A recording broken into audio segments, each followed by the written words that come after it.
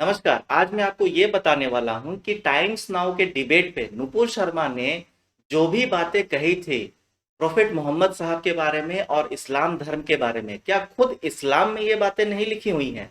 क्या खुद मुसलमानों ने अपने हाथों से ये बातें नहीं लिखी हैं? जो भी प्रूफ होगा बिल्कुल आपके सामने आपके स्क्रीन पे होगा। बस आपको आपसे एक रिक्वेस्ट है कि उस स्टेटमेंट को पढ़ने के वक्त वीडियो को पॉज कर लीजिएगा, क्योंकि अगर इंटायर टाइम के लिए मैंने वो सारा का सारा स्टेटमेंट सामने रखा तो ये वीडियो बहुत लंबा हो जाएगा। तो चलिए सबसे पहले मैं उस दिन घटनाक्रम क्या क्या हुआ था उसके बारे में एक रिवीजन करा देता हूं सबको। हुआ ये था कि 28 मई को रात को 9 बजे टाइम्स नाउ के प्राइम टाइम डिबेट पे गई हुई थी नुपुर शर्मा। डिबेट चल रहा था ज्ञान वापी में मिले शिवलिंग के बारे में। वहां पे एक नेता आया हुआ था तस्लीम रहमानी। ये पहले भी विवादों में रहा है, इसने पहले भी कंट्रोवर्शियल स्टेटमेंट्स दिए हैं, कहा है कि मैं राम को भगवान नहीं मानता, जिनको मानना हो वो माने। खैर उस दिन भी इसने इसी तरह की कुछ हरकत की और कहा कि वो शिवलिंग नहीं है, फवारा है। इस बात पे नुपुर शर्मा, जो कि पहले से ही थोड़ी खफा थी क्योंकि इससे भी गलत गलत बातें करके शिवलिंग का पहले से ही अपमान किया जा रहा था ऑलरेडी सोशल मीडिया पे, न्यूज चैनल्स पे, तो वो खफा थी। उन्होंने कहा कि शिवलिंग का अपमान बर्दाश्त नहीं किया जाएगा, ऐसे स्टेटमेंट्स ना दे। इस पे फिर से वो नेता दोबारा रिपीट करके कहता है कि नहीं वो शिवलिंग है ही नहीं, वो तो फवारा है। इससे नुपुर शर्मा अपसेट हो जाती हैं और वो कहती हैं क्या मैं मजाक उड़ाऊं आप लोगों का, आप लोगों के धर्म का मैं भी मजाक उड़ाऊं? और इसके बाद वो 3 स्टेटमेंट्स देती हैं। पहला, आपके उड़ते हुए घोड़े वो उड़ते हुए घोड़े।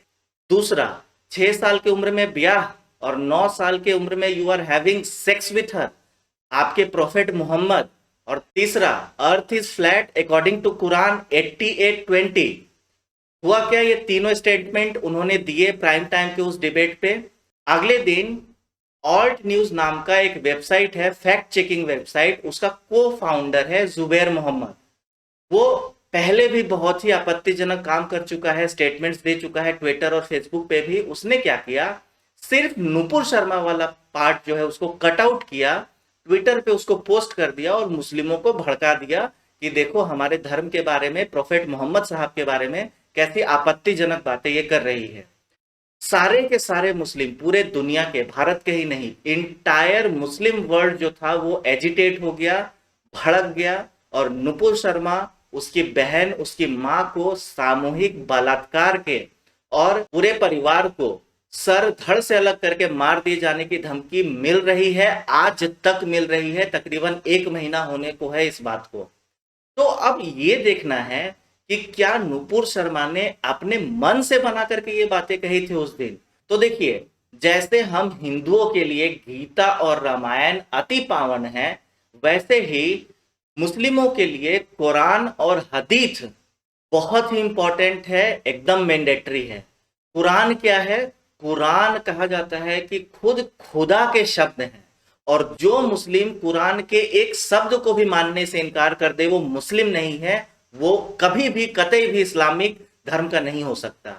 और दूसरा हदीस क्या है, तो प्रॉफेट मोहम्मद साहब जो थे उनके द्वारा कही गई बातें, या फिर अपने हर दिन की दिनचर्या एक्टिविटी में वो क्या क्या करते थे वो सारे रिकॉर्ड, या फिर किन बातों को वो सही मानते थे, अपना अप्रूवल देते थे, ये सारी बातें हदीस में लिखी गई है। तो हदीस जो है वो प्रॉफिट मोहम्मद साहब को सेंटर में रख करके लिखा गया है और इस्लामिक प्रैक्टिसेस वहां से ली जाती है। तो देखिए, हदीस का सबसे अपर कैटेगरी जो होता है, सबसे प्योरेस्ट फॉर्म जो होता है, उसको सहीह कहा जाता है। इसी सहीह अल बुखारी वॉल्यूम 4 बुक नंबर 54 हदीस नंबर 429 में जो लिखा हुआ है, अब आपके स्क्रीन पे है। यहाँ पे रेड लाइन से जो अंडरलाइन किया हुआ है स्टेटमेंट, उसमें देखिए खुद प्रॉफिट मोहम्मद साहब एक जानवर का जिक्र कर रहे हैं जिसका नाम है अल बुराक। उसको वो बोल रहे हैं कि वो सफेद कलर का है और देखने में वो खच्चर से थोड़ा छोटा और गधे से थोड़ा बड़ा था। और उसी पे बैठ करके प्रोफेट मोहम्मद साहब ने एक ही रात में मक्का के पवित्र स्थान से लेकर के जेरूसलम तक के पवित्र स्थान तक का सफर किया था। ये एक तरफ का सफर जो है 1488 किलोमीटर है। पूरा दोनों तरफ का अगर मिला दिया जाए तो लगभग 2900 किलोमीटर का सफर एक ही रात में उन्होंने तय किया था। हालांकि उस रात और भी बहुत सारी चीजें हुई हैं, बट उसका डिटेल यहां पे मैं नहीं दूंगा। फिर से एक बार ये मेंशन्ड है, सही अल बुखारी वॉल्यूम नंबर 5 चैप्टर नंबर 58 हदीथ नंबर 227 में आपके स्क्रीन पे दिख रहा होगा। और यही मिडिल ईस्ट के इस्लामिक कंट्रीज के म्यूजियम्स में बहुत सारे पिक्चर्स लगे हुए हैं अल बुराक के, जो कि आपके स्क्रीन पे अब दिख रहा होगा। क्लियरली इसमें देखा जा सकता है कि जो बुराक है वो घोड़े के जैसा एक जानवर है और उसके पंख लगे हुए हैं। तो डेफिनेटली सही अल बुखारी में लिखे हुए जो हदीथ है उनसे और इन पिक्चर से, जो कि इस्लाम के लिए बहुत इंपॉर्टेंट है, ये प्रूफ होता है कि पहला स्टेटमेंट उड़ते हुए घोड़े जो कहा था नुपुर शर्मा ने वो बिल्कुल सही है। सेकेंड आते हैं, देखिए सही अल बुखारी वॉल्यूम नंबर 1 चैप्टर नंबर 68 हदीथ नंबर 5134 हदीथ नंबर 5134, उसमें पूरे इस्लाम की जो मां कही गई है आयशा, वो कहती हैं, आयशा नरेट्स कि प्रॉफेट मोहम्मद साहब ने उनसे शादी की जब वो 6 साल की थी और उस शादी को मुकम्मल किया जब वो 9 साल की थी। तो देखिए जब इस्लामिस्ट लोगों ने इसको ट्रांसलेट किया इंग्लिश में तो मुकम्मल को उन्होंने लिखा कंज्यूमेटेड, और कंज्यूमेटेड का जो एग्जैक्ट इंग्लिश मीनिंग होता है वो आपके स्क्रीन पे दिख रहा होगा अब, जिसका मतलब होता है टू मेक अ रिलेशनशिप और a marriage complete by having sexual intercourse. ये बिल्कुल एग्जैक्ट मीनिंग है और इस हदीस का यही मतलब है। तो इस हिसाब से देखा जाए तो जो प्रॉफेट मोहम्मद साहब की शादी के बारे में जो कमेंट, दूसरा कमेंट जो दिया था जिसपे ज्यादा बवाल हुआ, वो भी बिल्कुल सही है। खुद इस्लाम के लोगों ने अपने धर्म में लिख के रखा है, हदीस में लिख के रखा है। अब हम आते हैं कुरान सूरह 88 आयत 20 पे। तो इसका जो मीनिंग होता है और जो लिखा हुआ है बिल्कुल आपके स्क्रीन पे अब दिख रहा होगा।